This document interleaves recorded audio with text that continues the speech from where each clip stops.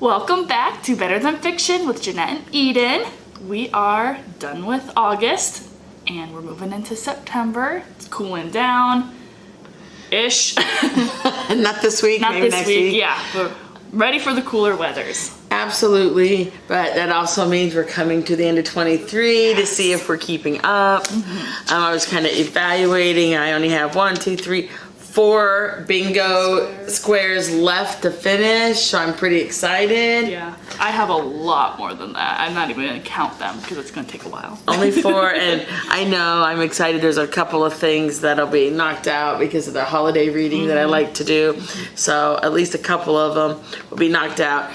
I have to do some research about finding an award-winning book from the year I was born. Yeah. I looked at a couple of them and I went, ooh, they're a little not my thing.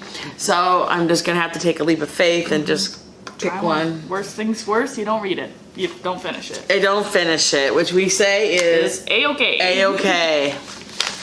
Cool. Because I have finished lots of the other stuff. So. Yeah. All right. All right, we'll wrap up. Let's see, we read number 11. So I read Norse mythology, and I did go with Jeanette's recommendation and listen to the audiobook. Was truly fantastic. He has a wonderful voice, and it was so much fun listening to the mischief that Loki went into, which I hadn't. The only experience with Norse mythology I have is Marvel, which is not a true representation. So it was fun to hear all about them. So that was cool and great. Loved it. Would recommend for sure. I DNF'd my nonfiction. I just don't like science, and so reading it is not my thing. I'd rather watch a documentary about it, so I DNF'd it, and that's okay. I was struggling to get to it. Did not finish. Yep. And then my book prompt, we did the sequel we've been putting off, and I read the second book of the Poppy War trilogy, Dragon Republic, by R.F. Kuang, and that author has become one of my favorites. I've read 3 of her pieces of her work right now, and I devour it. I really enjoy her. So if you haven't picked up anything by R.F. Kuang, I'd highly recommend. And if you're interested in some new things by that writer, she's getting a lot of attention currently for Yellowface, which has a lot of things to think about, and you can't be easily offended. No, you can't. When you read that book, remember it's a writer, it's fiction. Yep. As we go through that, she also wrote Babel, which is getting which got a lot of attention last year. They're both on my TBR list. Just reading reviews though, remember it's fiction. Yes. As you move forward, it does not hold back. A bit. Yeah, and very a lot of satire from what I understand. It was a fantastic read. I just finished that one. It's probably one of my favorite reads of the month, actually. Wow, wonderful. Yeah. And we do have both of those in the library. Yeah, yep. And yeah, that was my wrap up. Well, I read for my number 11, The Forest of Vanishing Stars by Kristen Harmel, World War II fiction, but it was a little bit different. Again, a little bit of Jewish folklore, but not making it a whole story where everything revolved around that.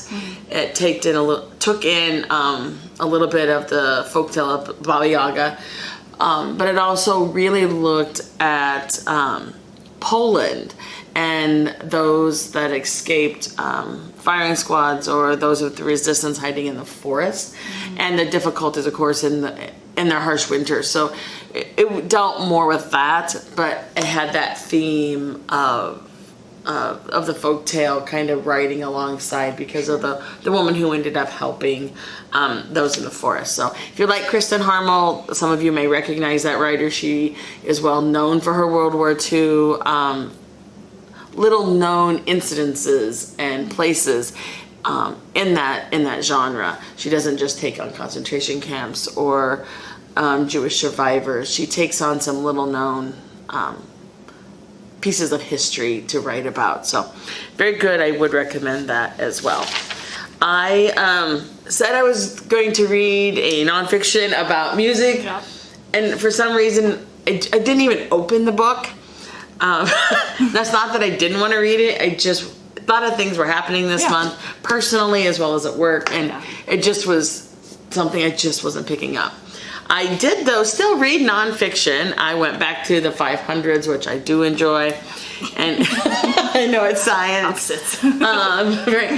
But this one's really a wonderfully written book. I actually found this title because of a book reviewer I listened to online on YouTube, and The Inland Island, A Year in Nature by Josephine Johnson.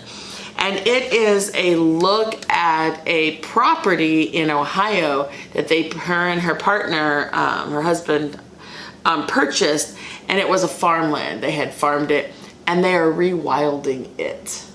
So it's month by month. I mean, she goes into great detail about beetles in one section, in great detail, but it's just because she has decided to take the slower life. And that was also something that she talks about at the beginning, is stepping back, letting nature take back, and us fitting into it. And so, beautiful writing. This book was actually written, I believe, in 1969. Yes, 1969. And has been, the copyright was renewed in 22. So it's making quite a comeback, I think, with climate change discussions and discussions about rewilding even your cities a little bit to bring back flowers and trees and those things. That it's getting a resurgence. She actually won the Pulitzer Prize for another book called Now in November, which I have not read, but I'm going to be interlibrary loaning that to see if it's something we want to add to our collection. This book we did add to our collection because it's just a really wonderful nature, not only story, but looking at that rewilding process for those who would like to do that in their home, around their yards or a little bit bigger. So wonderful book. So I don't think I DNF'd the other one because I didn't even open the cover, so it didn't count as a DNF, but it counted it as the extra. Eden had put some extra spots. So I still read nonfiction, just was in an area that I do enjoy, and I'm looking forward to reading the other one. It just didn't happen. But I did read my graphic novel, and it was also a really interesting one. I'm not really don't read manga, which is a Japanese graphic novel style. And graphic novels don't usually appeal to me. There's been a handful that have been extremely meaningful, and I highly recommend them. The one I just finished was called Here by Richard McGuire. I adored it. I would recommend it to anyone. It's looking at one piece of ground and looking at it from, pre-dinosaur, just by snapshots of these beautiful graphics up until current times, and sometimes they're superimposed and sometimes, but it's just like you don't stop and think about one section of land and its transformation of the different people who live there, or the trees that grew there, or the fire that happened there, and how it changes, or the people who argued in the house that was built in there, or the children that grew. And it takes it all in a very short period of time with no words. Yeah. I flipped through it. It's pretty. I also read How to Blow Up a Pipeline by Malm. That is becoming a movie. Oh, I know that. So that was my book to movie. Yeah, cool. So I was kind of knocking things out this month. And then your sequel. Oh, my sequel. I enjoy the Jennifer Cheverini. Some of you, again, may recognize her. She writes the Elm Creek Quilters books. I'm not a huge series reader, so I was like, gosh, what am I going to read as a series? And I was like, I haven't read the last two, so I caught up on already the Christmas book. And then I have the newest one as a pre-pub, the Lost Quilts for the Lost Museum of Quilts. Which we will be having as soon as it comes in. It's due in this month or early next month. Cool. So there's my sequel. Nice. Okay. Should we draw? We should draw, and then we have exciting things to talk about. Yes. I'm very excited. Okay, our read number for September. Wow, she gets to shake and draw. Yeah, you can do that one. Is number 1. Number 1. Oh, I'm going right into this winter feel, fall feel. My book is called Wolf Winter by Ekbach. I believe it's a Norwegian writer or Scandinavian. I can't remember. Okay. Is where I'll be. I will be reading Marrying Mozart by Stephanie Cowell. I don't remember what this one's about. Apparently marrying Mozart, the composer. So yeah, that'll be good. All right.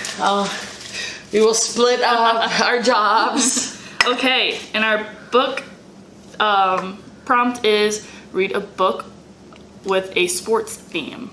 I know exactly what I'm going to be reading. Me too. There are Love some it. hot books Yeah. on Book Talk Yes. that Eden's been talking about that sound kind of fun. They are in the romance genre. Yup. I will be doing.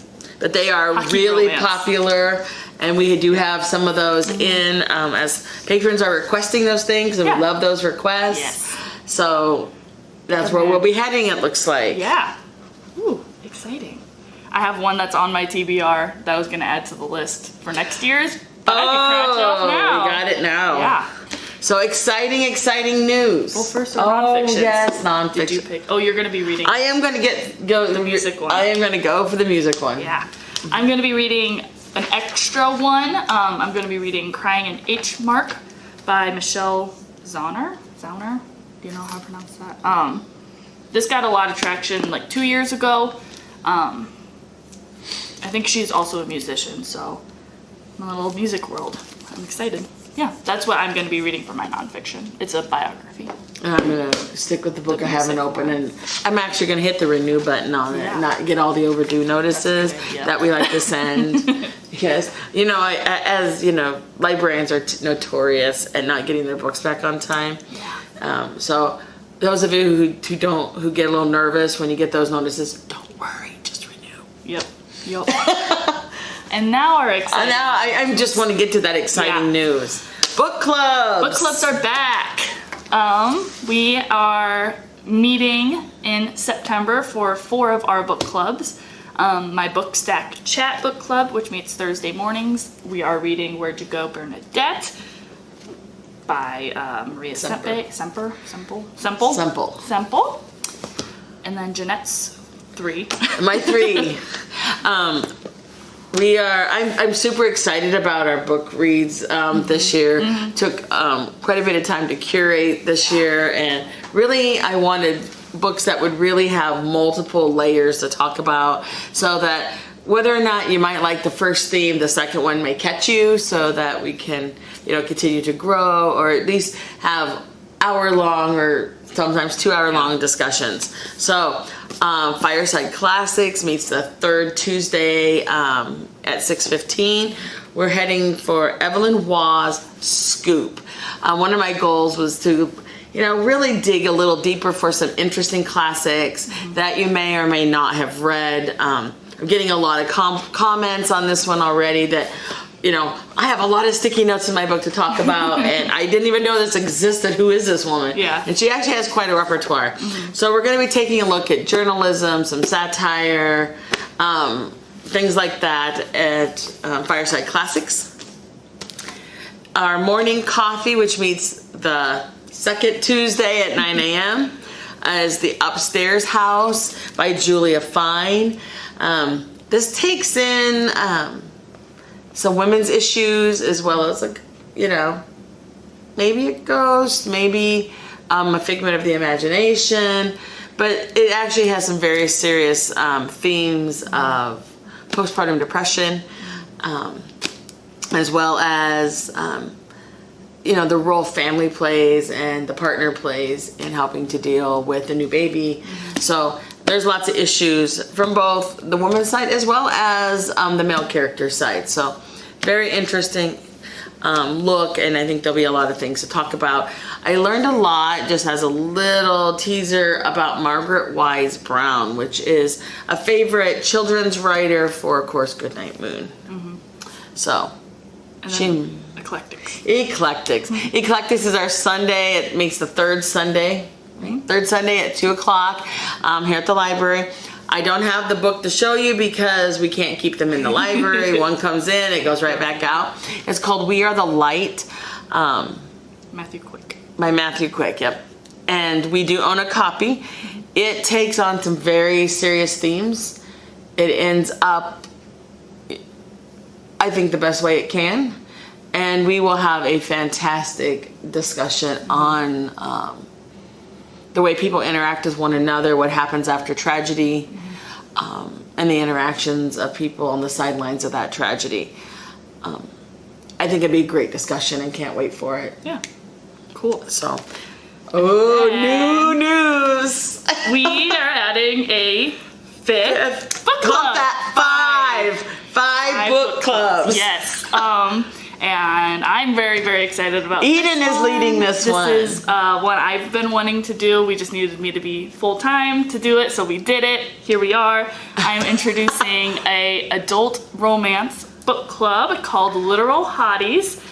I'm super excited. We're going to be meeting the second Thursday of each month at 7 at the library. Books will be able to pick up hopefully beginning of September. I ordered them, so they should be getting in. But we are going to be reading the Bromance Book Club by Lisa K. Adams. This is a very fun book. Usually romance books come from the woman's point of view. This one is from the male point of view, and he is in a book club with some of his buddies where they read romance books to help them with their relationships.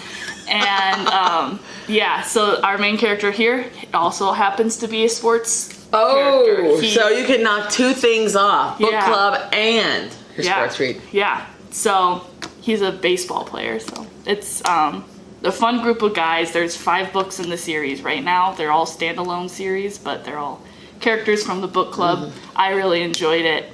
They make you laugh. They do, yeah. So feel free to pick one up and join. I'm very, very, very excited about this. This is book an club. adult book club for sure. Yes.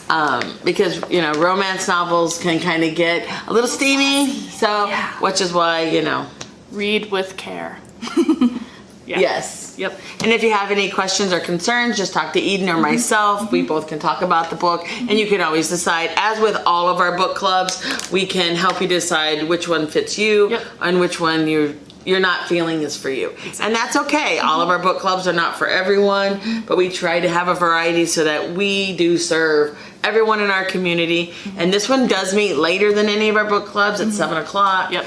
So, yeah, so we're pretty excited. Yeah. And we're hoping for those that have been asking for juvenile that we're able to announce that soon as we get a little more feedback Yes. on timing. So if you have your juvenile, your middle school student who's interested, send me an email or come talk to me. We're just trying to find a good time. Yeah.